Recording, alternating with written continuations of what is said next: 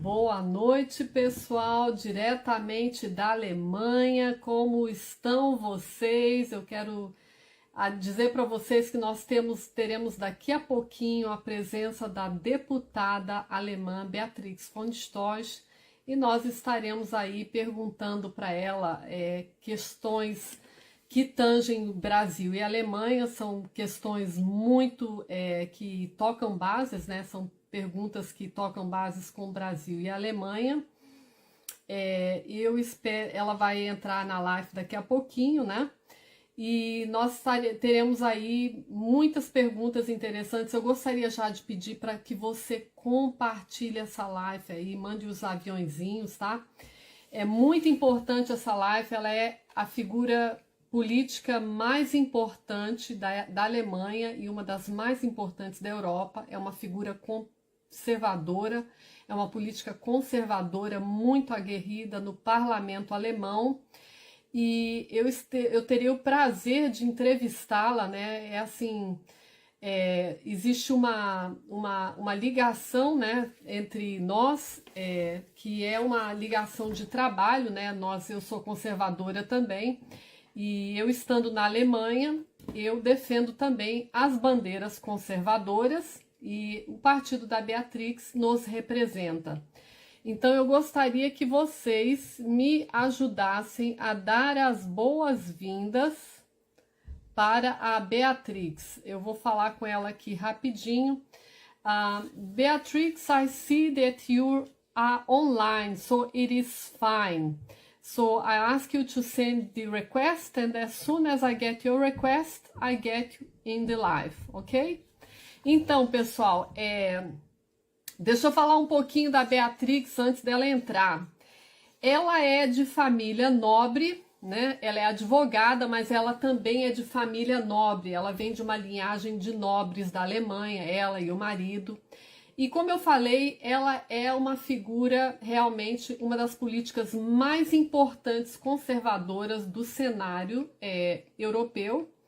E ela é conhecida no Brasil, vocês conhecem ela, né? Ela esteve de cara com o maior criminoso do Brasil.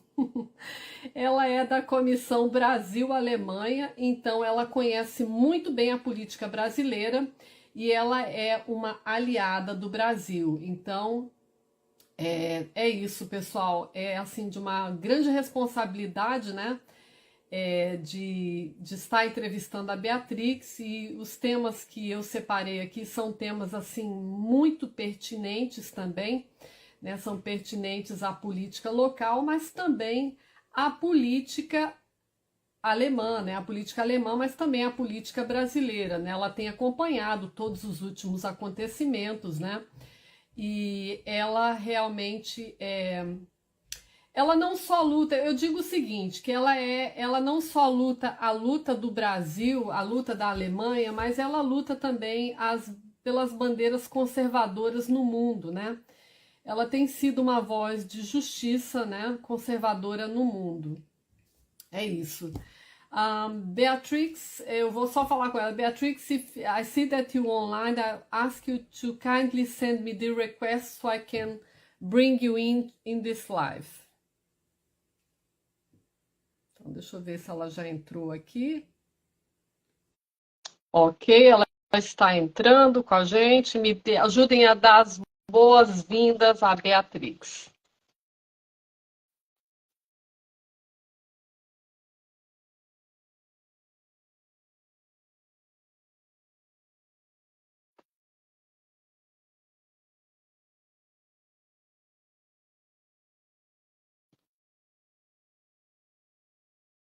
Só aguardando, pessoal, ela está entrando. Estou só aguardando ela entrar. Eu já peço também que vocês vão aí compartilhando, por favor.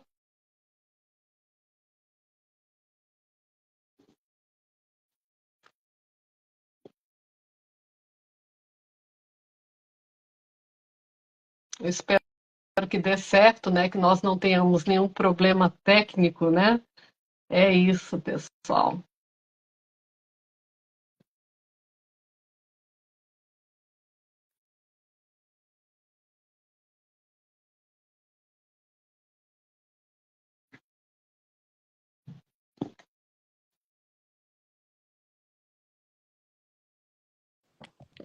Okay, I can hear you. Can you see me?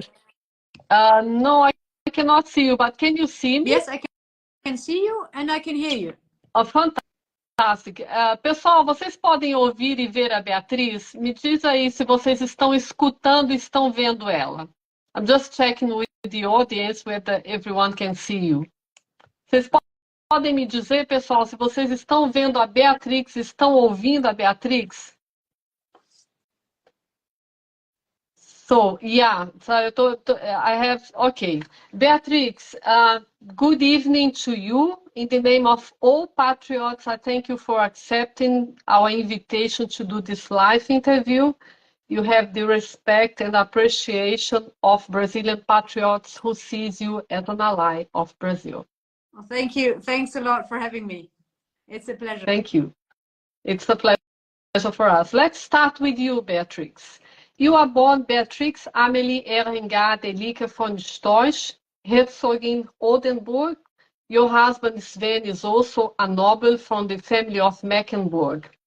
You are graduated as a lawyer. You are one of the most influential political figures in Germany and Europe. And since 2015, you are the deputy leader of the AfD. What made you go into politics? Well, a long time ago, I was always interested in politics, I must say, from the very beginning. Even when I was quite young, I was reading newspaper, and my family was talking about politics. So that was an daily exchange of views, political views from the very beginning. And I think at one point I had the idea that politics is not really working into the right direction. And I remember myself following a discourse or a debate about demographics, about the situation in Germany, particularly, and how bad the situation would be in Germany when we would not focus on demographics. We just too little, not enough children growing in this country. And then you could see what happens 30 years later. And I was watching this very carefully, and I said, well, look, that doesn't work. Politics is only focusing on the next 2 or 4 years. They are just trying to get re-elected, but they're not focusing on what is really of importance. And they are not doing politics in the best interests of the country. And so that I had the feeling something has to change, someone has to change it. We have to do something about it, because politics and parties in particular would not do what is necessary to do. And then, well, that was very early. I don't know, that's lots of years ago. And then later on, when I met my then now husband at the university, we were both very interested in politics and following it closely. And we had we then started to argue about one particular issue, which is has to do with the expropriations in the eastern part of Germany, which took place after the Second World War and made even private persons lose their private property. And that was then occupied by the GDR in the former GDR. And well, we were debating this kind of things, and then we started to get engaged, and then we started to organize demonstrations in the street to preserve our state of law. We saw at that time, in the beginning of the 90s, well, I'm that old already, we started to organize demonstrations in the street and fight for the state of law, basically. That was also the name of our first organization. And so step by step, we were focusing first in the state of law, and then we were focusing on family policy, and then we started to get involved in the Euro rescue policy in Germany, which we addressed heavily. And we were acting as a grassroots organization. So we were not only, you know, organizing demonstrations in the street, but we were then starting to hand out papers in the street, and then little by little we were starting to collect addresses of people, and then we started to write out letters, real letters, thousands of them. The first time we were sending out letters, there was something like 30,000 real letters, postcards, to people who were likewise thinking. And that involved, of course, thousands of people were answering, and then they started to give us a little bit of money, and and then well, we were focusing on different topics. Yeah. And in the end, we started with the, as I said, we were focusing on the Euro rescue policy, which in the end was the initial object for the new party, which was then founded, the AfD, Alternative for Germany. Well, and then I was elected to the European Parliament and later on to the Bundestag. So that's very short. Perfect. This is a little bit of a Beatrix in a nutshell. You started early, so you build a career, and I believe that you're gonna go further. Now, I would like to talk to you about politics. Recently, political events in Europe confirmed the growth and consolidation of conservative right wings, a trend which started in 2015 in Poland and has been steadily growing since then. In Argentina, Milei won the elections. Their election follows the European example with paper ballots, unlike Brazil. How do you view Milei's victory in Argentina and Geert Wilders' victory in the Netherlands, and what is the significance of their victories in the geopolitical context? And also, how do you explain the rise of the conservative right on a global scale? Well, I think what we've just seen in Argentina and the Netherlands is that there is always a chance for a huge surprise, and there's always a chance for a shift in politics, and I think this is the hopeful message that we received the last few days. I mean, it was not expected for them both to have that kind of landslide victory. What happened in Argentina is a landslide victory, something like 10% in front for Javier Milei. And this is what gives hope, I would say. It is almost unexpected, or at least it was not likely to happen. It was possible, but it was not likely to happen. And the same in the Netherlands. Geert Wilders, well, he was good in the polls, but it was not expected that he was coming in first with such a strong result. What does that mean? It means that it's possible to have a left-wing government, especially in Argentina, for decades, and then you have got an openly liberal, libertarian president. He will face problems. He will probably not be able to deliver everything he was talking about before, but it shows that people in the countries, when they have the chance to vote properly, you did not have that chance in Brazil, I must say. And the same thing happened to Trump as when he ran for re-election. But if votes are counted properly, I think there is a huge chance all over in the Western world for conservative liberals, even libertarians, to win. Why? Because it's needed. Because everything what the left is doing is just not in the interest of the people. It breaks the economy, it breaks civil rights. It just does not work. You know, socialists in general, they might be fine with everything. There's one problem they are facing, and that's reality. That's the only thing that does not fit into their world. and they can manage as long as they are able to, you know, print money or steal money or whatever.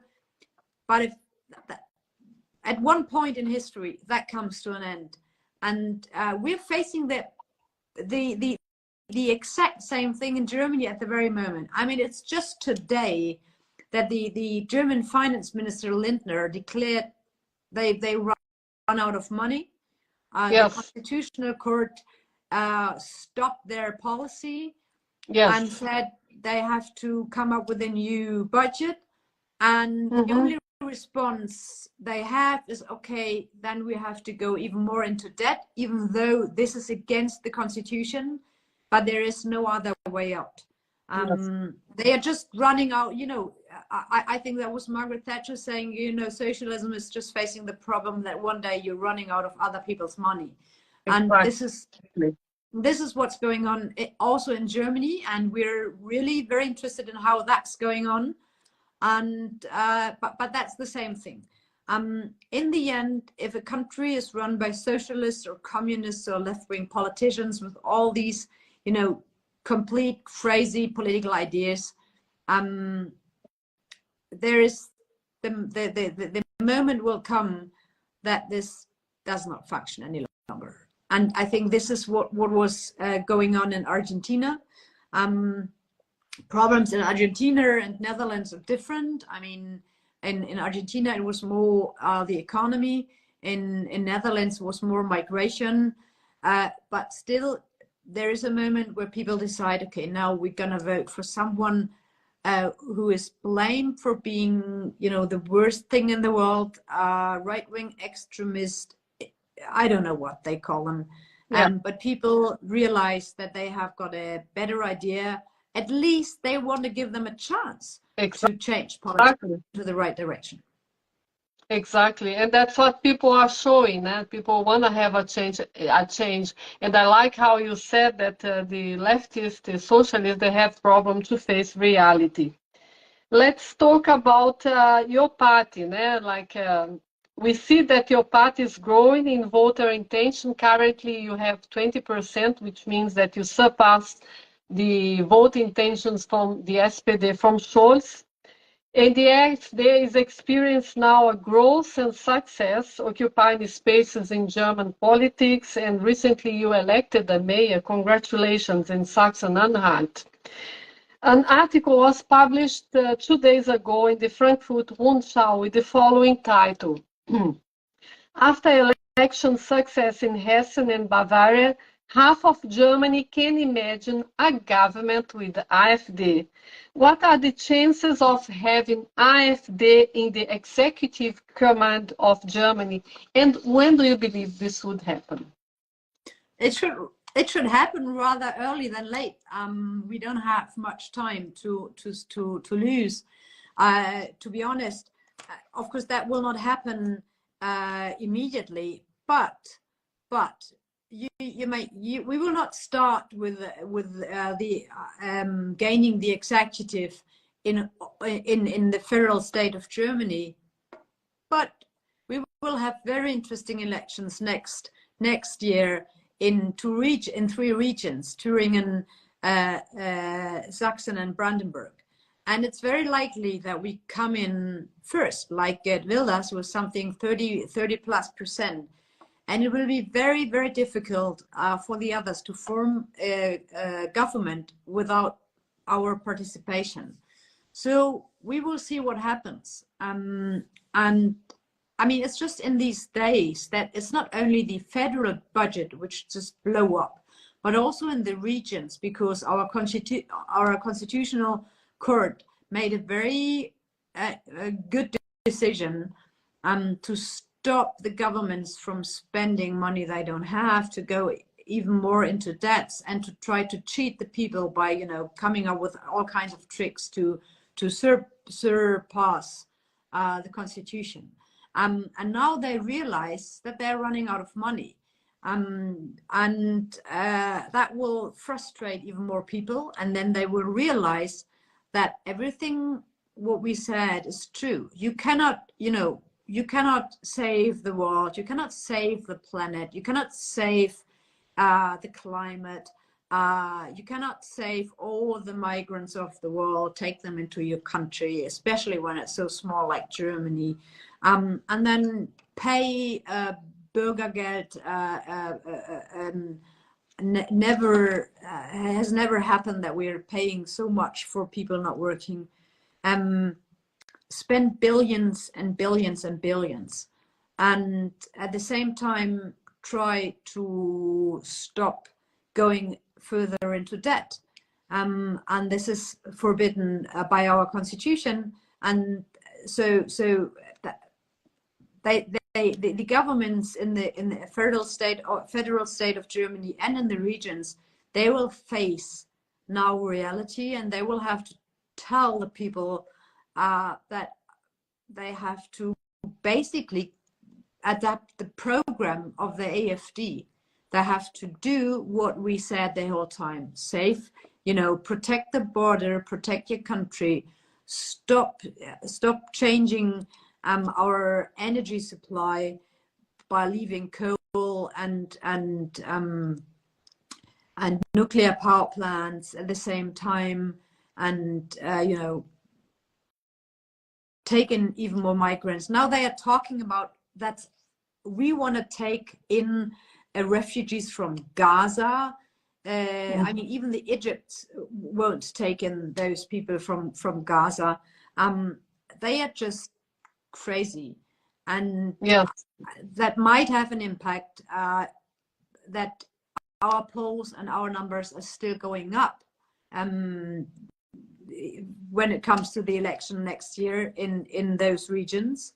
And what will happen then, I don't know. But it will be very, very difficult for them to keep us out of the governments in the regions, particularly Saxony. We're very, very much looking forward to that election, but also in Thuringen and Brandenburg, it will be very hard for them. And once we are there, people will realize that we will make politics in the best interest of our people. And then we'll see what happens for the elections on the federal level. Yes, it's interesting because you said that we cannot save the world, the climate, but what the AfD tries to do is actually to save their own country, to save Germany, and that's what the proposal from Trump was, and also from Bolsonaro. It's being back to the basis, is really facing reality, and that's what the socialists are not good with reality. Beatrix, now a little bit more about the AfD. The AfD was originally formed by members from the Christian Democrat Union, CDU, and therefore came with the proposal of being the alternative for Germany. It seems that all right-wing parties worldwide are labeled the same, just like in Brazil, what happened in Brazil with Bolsonaro. We are fascists, and we are extremists, like you said before. I would like you to explain how the AfD gained a reputation as extremist, and how does the party position itself regarding the conflict in Israel? Well, first, why are they addressing us as being extremists? It is, in one sense, correct. We are extremely far away from what they are doing. So if you look at the distance between them and us, it's extreme. But it is extreme because they left the position where they used to be in the decades before. So when you just come up with one example, we had that in the last week in our parliament. It's called the Selbstbestimmungsgesetz. So the law which allows you to choose, or you to pick your sex, to pick your gender. Yes. I mean, that's so crazy, and that's so far away from everything what is normal and understandable. That's extremistic. That is extremistic. And when you just keep your position, you said, A family, that's a father and a mother and the kids. That's family. Everything else is Correct. something else. It's not, I mean, you know, we're not judging it, but it's something else. It's just not family. And a man cannot give birth. The law, which we are now about to adapt, it has a paragraph basically saying men can give birth.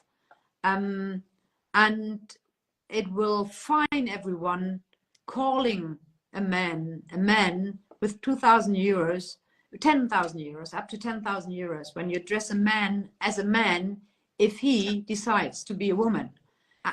I mean, that is extremistic. And when you then keep on with the idea and you just stick to the idea and it's not an idea, it's just reality. You know, kids have one father and one mother. I mean, you have to say one. Usually you said, you know, kid has father and mother. Now you have to split one mother and one father. No kid in the world has or will ever have two mothers or two fathers. That's not the case. It does not work. And they are coming up with these weird ideas, and they're telling this to be normal. And when they look at us, they say, oh, you're far away from this idea, so you're extremistic. And that's true. When you look to this from this perspective, and you can come up with all the other ideas. This is why they call us extremists. And well, I'm happy to accept because we are just normal and they are just extremely crazy. Completely agree with you. You couldn't have put better. I have some questions which I want to make some analogy of the German politics and what happens here with Brazil. There are lots of things which is happening here, which happens to be happening in Brazil too. And you have followers now. You've been really you are well known in Brazil, and I think people would like to hear your views about those questions. In Brazil, the media is managed by the private sector, and the largest client of the media consortium, which is Rede Globo, is paid by the federal government. In Germany, on the other hand, the media is not state-owned, but it's also not funded by the private sector. Taxpayers finance the media here through the Rundfunkbeitrag. In theory, this is done to ensure that the media is independent and free, but this is not what we see in practice. While the government does not fund TV channels, it pays, on the other hand, generous fees to presentations and special appearance by certain journalists or experts. Another interesting fact for us to see, and that's very notorious, is that the AfD does not have the same opportunities to speak and present itself as the other parties. In practice, what we see, there is a subtle censorship. Newspapers refuse to publish campaign material from the AfD. Explain to us, Beatrix, and tell us, how does the party manage to grow even not having a fair share in the traditional media? Well, we've got private media and we've got some sort of public funded media. As you said, with the Rundfunkbeitrag, everyone has to pay, even though you're blind or ill or something, and you don't even earn the TV. You have to pay for the TV, no matter what. But they are just losing credibility. People do not believe in what is brought up by the media, what is brought up by the journalists, and they realize that they are misinformed. And more people trying to get their own information. They are trying, they're following different channels, like what we do. Yes. To listen to something else, rather than to stick to one or two public-owned or privately owned misinformation channels. There are so many different possibilities to get to information, and more people doing so. They realize that the way they treated us does not function. I mean, the public, our public media, öffentlich-rechtlicher Rundfunk, so ARD and ZDF, the biggest channels, they have got something like 8 billion euros a year to spend, and so they are campaigning against us from the very beginning with a lot of money. With a lot of money. Yeah, you can see that everywhere. But people spend less and less attention to it because they realize, they see they're lied to, and that's good. That's good, and they start to realize that does not work any longer. So we don't care so much any longer for them blaming us for kinds of things, because every day they come up with our program, and they realize that what we said is true. You know, when it comes to corona, the coronavirus and the lockdown and the impact of vaccination, when it comes to save and protect your border, and the need to limit migration to a country like Germany, they're coming up with our program. Everything what we said is correct. And when they came up with the Bürgergeld, so with the social welfare, but highly overpaid, so that people are now giving up their jobs because they get more money paid by the state when they're not working. And this is like 40 billion euros per year, half of it for foreigners. It's just, I mean, you just name it, and people start to realize that will come to an end, and so it makes no difference whether they blame us or they ignore us or something. We've got a lot of them against us, but as I said, we've got reality on our side, and you can ignore reality for a while, but you cannot ignore the consequences of ignoring reality. And there we are at the very moment. What we see, and what we also see is, of course, young people are, they're not so much following public TV and private TV. They're on the internet, and they find the information they're looking for. And the younger the people get, the less misinformed they are to some extent. That's not completely correct, but what I want to say is that we know that those 70 plus people, they are mainly watching public TV, so they are the worst informed, and they are voting therefore for CDU particularly. Our voters are younger, working class people. They don't have time to watch television. They don't want to watch television, especially the news. And so it's easier for us to get close to the people. Fantastic. Thanks also to the social media network, where people can get the real information. That's what we've been trying to do too, to try to bring here the news which we don't see on the media. Now, there is a curiosity which is about the legal system in Germany compared to Brazil. How does the Federal Constitutional Court work in Germany? Are the judges elected or appointed? Likewise, in Brazil, can lawyers here be appointed to be Supreme Court judges, and do they hold lifelong positions? So when it comes to our federal courts, we have got the Bundesverfassungsgericht, which is the constitutional court, which is the highest court, I would say. We've got 16 judges. They are elected, and they are elected for 12 years once. They cannot prolong this one. So that's the only way to be independent. But they are elected basically by politicians. And so they rely on the parties, and this is a criticism about this system already for a very long time, because this is basically been, handled behind the scenes. The one party elects, proposes one judge from their side, and then the other side proposes someone else to be then elected by half Bundestag and half Bundesrat, which is the assembly of the federal states.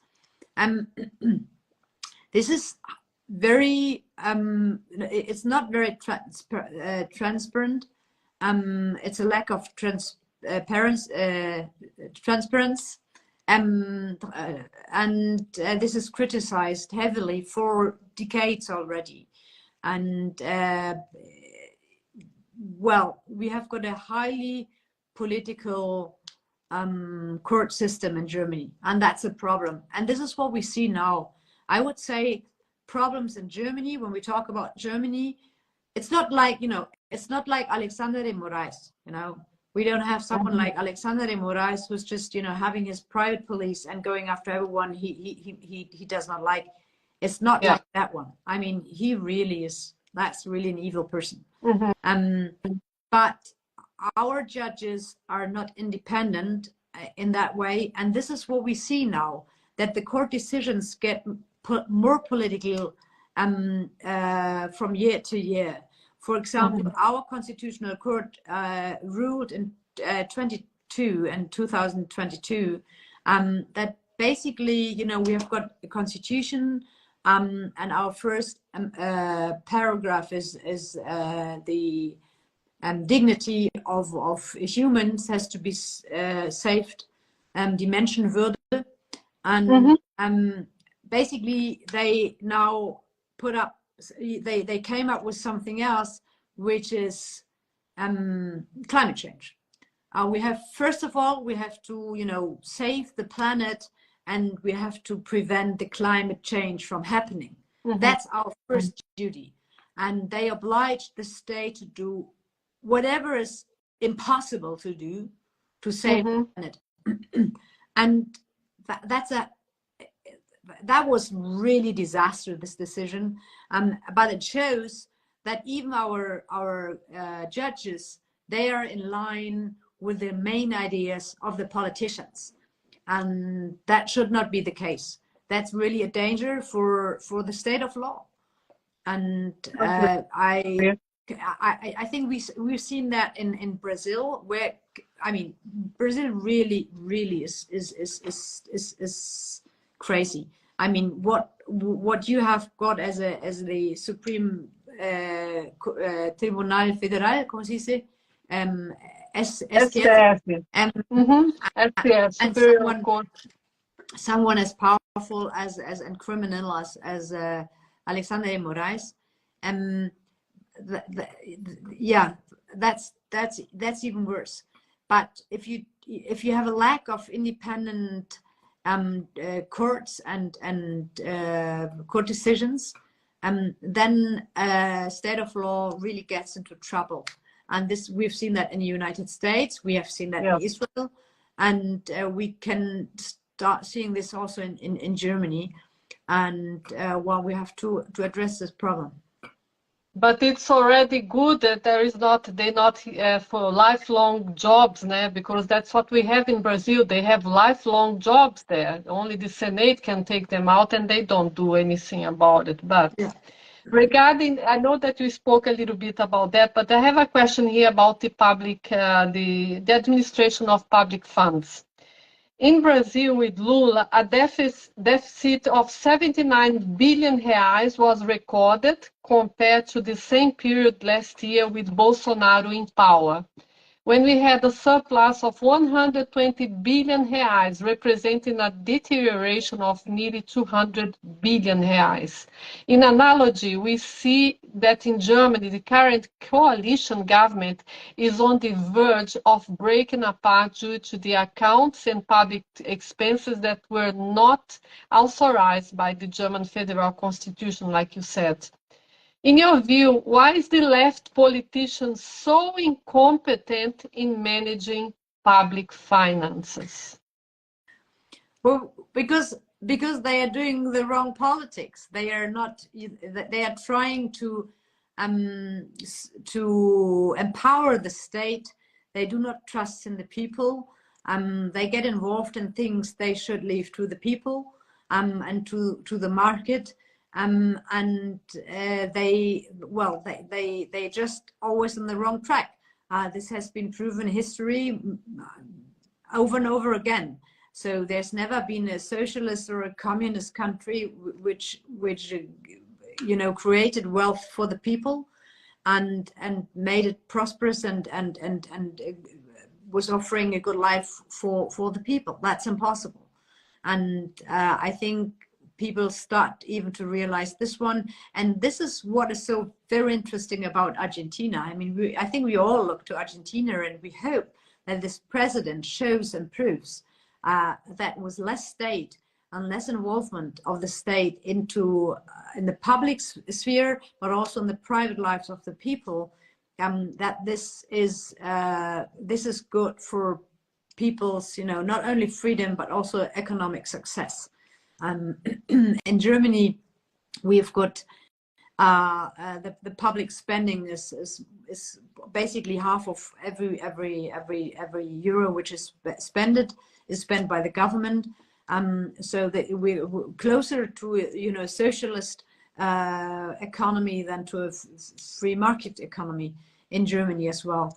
And this will come to an end because in the end, people know better what they want with their money, and the state always knows less and is up for corruption and mismanagement, and this is always growing.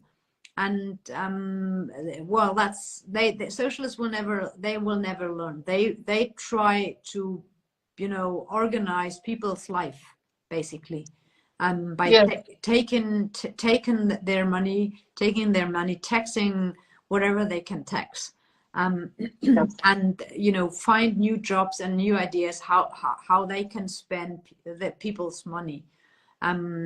Taxing is robbery, or how you say, Steuern sind Raub. I really keep my fingers crossed that Milei can get at least some things done in Argentina, and can prove that less state is better for the people. I'm really hoping that he shows, and of course that this will also have an impact to some extent to Brazil, because I as you know, I'm very interested and I'm very concerned, and I'd be very happy if Brazil could find the way back to and normalcy. We appreciate your support for Brazil. We really appreciate your support. It's something very, very dear for us. Beatrix, regarding the conflict in Israel, Lula makes statements that downplay the terrorist aggression suffered by Israel and even does not recognize Hamas as a terrorist organization. In Germany, we see that the government officially supports Israel, but in practice, it may not always reflect that support to Israel. An example of this was Germany abstaining from voting in favor of Israel in the UN resolution on the ceasefire, and this resolution did not even mention Hamas as terrorists. How do you view Germany's diplomatic performance in the current government? Well, it's a disaster. It's just a disaster. I mean, I think it was yesterday that we had the news that the Interior Ministry and the police basically is searching the homes of Hamas and Samidun, which are two, terroristic, left-wing extremistic organizations who were illegally acting in Germany, till the point AfD came up with a proposal in the parliament to maybe forbid Hamas and Samidun. These two organizations, one is a terrorist organization, and the other one was here in Germany acting as a legal branch of them, celebrating the murders on the 7th of October. And the government, I mean, we were addressing this problem the whole time and said, look, we have got these organizations acting in Germany. I mean, they're clear terroristic organizations, and the state would not do anything against them. They only did that yesterday. After we came up with the proposal, of course, everyone voted against it. And then the day later, they decided to give in and to forbid these organizations. Yeah. I mean, what the heck is in their heads to have those organizations being legal for the last decades? That's nothing new. I mean, they needed to have 1,400 Jews die before they, start at least a little bit of acting against them. It's just incredible. And voting against Israel is what they did the whole time. That was I think somewhat like 5 or 6 years ago. We had a resolution in the Bundestag. That was a resolution put up by the liberals at that time, which was supported by AfD. It was only us supporting this resolution. And this resolution called for the government to stop voting alongside the Islamic states of the world, always against Israel. I mean, it's ridiculous that you can criticize Israel. That's not the problem. But it's just a joke. That Israel is the most condemned country in the world by the United Nations. I mean, I don't have the numbers at the moment, but it's something like there were 50 votes against Israel, and then there was only 1 against North Korea and 2 against Syria, and I mean, what? That's so. I mean, that's just ridiculous. And we were addressing this. At least we were supporting this resolution of the liberals to call on the government to change their way of acting against Israel. Yeah. They are making a lot of talking and call Israel's German relationship always something very specific and blah blah. They're coming up with all kinds of talks, but they don't do anything. They don't do anything against it. It was us. It was AfD coming up with the resolution to forbid Hezbollah as a legal organization in Germany. And the government. And you see, Beatrix, those cultures, they do not understand democracy. It's a mistake that Germany gives space to this organization because they are not democratic organizations and they have to be called by their name. They're terrorists. Yeah, I just wanted to make that point. I mean, you can call someone here, they are not democratic. Okay, so they are less democratic. No, they are terrorists. They are killing people. That's their purpose. They declare that they want to, vanish. They want to get rid of Israel and all the Jews, and not by, getting them some money and getting them a bus ticket and send them somewhere. No, they want to kill them. Yes. They don't want them to have them anywhere in the world. So calling them less democratic is not very precise. And what is our government doing? Nothing at all. They are just, let them go. No. It's not only they're not doing anything against them. They are supporting them. They are paying money. They are paying millions of money, billions of money. Yeah.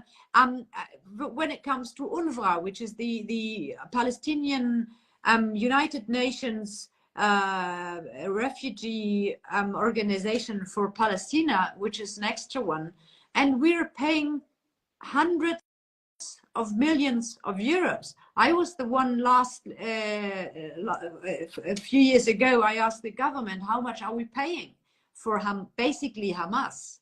I mean, we're handing over the money to the UNRWA, which means we're handing over the money to Hamas for human aid, of course. And as we know, they are, focusing on human aid zero. I actually checked for that information. In the last 5 years, Germany gave 935 million to Hamas. No, it's 100. I think it was 190 million. It started off with something like 2 million in the year 2005, and then I got all the numbers for all the following years, and the numbers were going up to until 80 million. Then Trump stepped out funding Hamas. And stopped funding them. So we stepped in again. We German taxpayers stepped in again, and the numbers were going up to, I think, 190. And now, as the human situation in Gaza is particularly bad, our foreign government declared they will come up with even more, I think 20 or 30 million on top. So I mean, we are funding them, and we know what they're doing with the money. So it's not only we're not acting against them, no, we're funding them. And Totally agree. That's what I don't understand also, because officially Germany is supporting Israel, but as I said, in practice we see on the other hand they're actually funding those organizations. Beatrix, I know you told me that we need to do that live in 45 minutes. I have a lot of things to talk to you, and I will try to give you the last few questions, because I really do not want to take longer than what we agreed with, and I really appreciate that you actually having the time, and I believe that we could talk for much longer, but I want to respect the time you have given to us. I want to move a little bit about the news in the parliament about yourself. I just saw today a video you posted on Instagram where you announced your intention to sue the parliament in the Superior Court because you were penalized by the parliament, the Bundestag, for having said that Tessa Ganserer from the Green Party is a biological man, which he is. I would like you to speak a little bit about that, and how do you expect the court will rule about that matter? Well, what happened? As I said earlier, we had this Selbstbestimmungsgesetz in the Bundestag, so the government tries to impose a law which allows yourself to define your own sex, and to forbid to call a man, as I already said, when he thinks or when he wants to be a woman. So that's completely crazy. And they will, I also said already, they will make you pay something like up to 10,000 euros if you address a man as a man. Well, and in the parliament there is this. It's not Tessa Ganserer, but Markus Ganserer. That's the legal name of this man, and he he decided he wants to be a woman. That's why he's dressing like a woman, but he doesn't want to do any kind of harm to his biological formation. I don't know how to say that properly. He doesn't want to have we know what you want to say, Beatrix, don't worry. Cut off anything. He wants to keep everything, but still he wants us to say that he is a woman. And I was addressing him in my speech as Mr. Ganserer, which is his legal name. He was running as a member of parliament under this name because that's his legal name, Markus Ganserer. And I was fined with the 1,000 euros, and I was called to order. And I think that I cannot accept this. I cannot accept being punished. I think they make me pay 1,000 euros. And running risks to cut off my speech.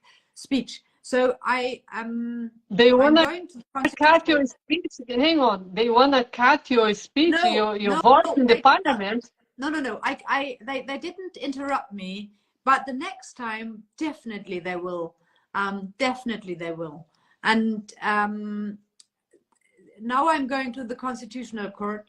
I want to know whether in this country you can say what is. I'm wondering whether it is illegal to say the truth. I want to know whether I'm obliged to lie. I think this is a matter of this has to be ruled by the Constitutional Court. They have to say, and I'm interested in what they're coming up with. Probably they will not be very keen on speeding up this decision. I think they will that will take a long time, but we will see. But it's important for the people to know that we fight against these stupid and dangerous laws, and that we at least try to go to the courts, as we are a state of law, and we at least have to try to get the right on our side. This is very good. Beatrix, we are moving towards the end of this interview, and I want to bring you something which is very dear to us. You know, in Lula's Brazil, conservatives are now being hunted and detained. We are experiencing a humanitarian crisis in Brazil caused by the imprisonment of over 1,500 individuals which are in real prison or in house arrest under the electronic surveillance. These arrests affect also their families. So we're talking about 6,000 people being affected by these illegal prisons. These individuals, Beatrix, they were arrested for exercising their rights for free expression, which is a cornerstone of every democracy. Even in Germany, we have Meinungsfreiheit, we have the freedom to also demonstrate. To alleviate the suffering of these families and of the detainees, we are conducting humanitarian campaigns, in fact, since January this year. 3 days ago, Mr. Clariston, who had been unjustly imprisoned for 10 months and had in court and was also referred to be released 3 months ago, also for medical conditions. He had medical conditions. Unfortunately, he suffered a heart attack and died in prison, and he left behind a wife and 2 children. What would you say to the persecuted political individuals and their families in Brazil right now? Well, that's very hard. That's very difficult. That's a sincere situation Brazil is in. And we will have to not give up. We have to fight against them, and we have to fight for the law, and we have to fight for our right, and we have to fight for freedom. If you don't fight for freedom, you will lose it. And sometimes, as Brazil's situation is at the very moment, it's very difficult. But, you know, Argentina was also in a very bad condition. And they now have got a new president. It was unlikely to happen in the first moment when Bolsonaro was elected, and he was elected president, as we know, twice, but at least he came into office once. And I think it's very, very important to keep your faith and keep on going, and don't let them bring us down. They will not lose, because they don't have the reality on their side. They don't have the right on their side, and I think it's very important to not give up. I think that's the most important thing. Pray to God to get help, and in the end we will win. I know that's very hard for those who have lost their lives already, and the families who are suffering, and who were, you know, desperate. But no one died without a meaning. I would say everyone who died, we're even more forced to keep on going because they died. It's our duty. It's our duty to you know, get the law and get the justice again in place. I think this is what we have to focus on. And then when we win, we will bring them to justice. We will have to take those into responsibility, those who are guilty for what they are doing to the people. Thank you. Beatrix, I really appreciate, I truly appreciate your time. We come to the end of this interview. I hope this is not the last one. I wish you all the best and may God bless you. Thanks, and God bless you, and God bless Brazil. Amém. Tchau, tchau. And thank you all. Obrigada a todos vocês que estiveram nessa live. Muito obrigada. Eu vou deixar gravada essa live. Tá? Compartilhem e até a próxima, pessoal. Uma boa noite para todos. Tchau, tchau.